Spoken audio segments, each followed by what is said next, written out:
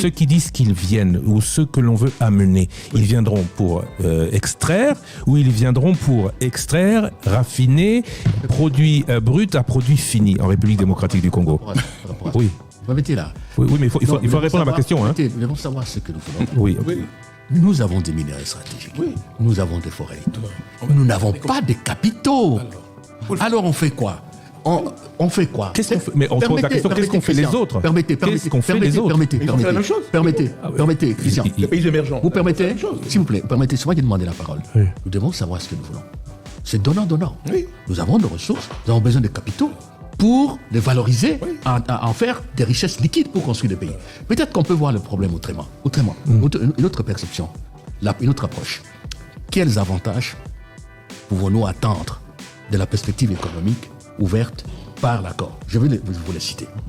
Le premier avantage, c'est la formalisation des circuits de commercialisation de nos produits.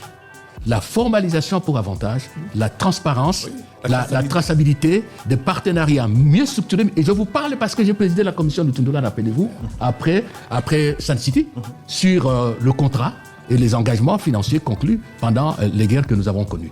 Il y a un problème fondamental en matière de transparence, de traçabilité, et ça va nous permettre aussi de mieux contrôler les flux des revenus que nous gagnons de l'extérieur par l'opération d'exportation.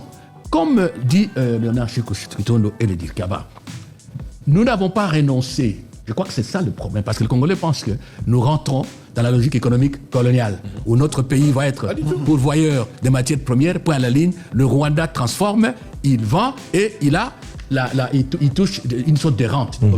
C'est ça, évidemment, le Rwanda aujourd'hui, sa préoccupation, c'est d'être intégré formellement, légitimement, comme un transitaire.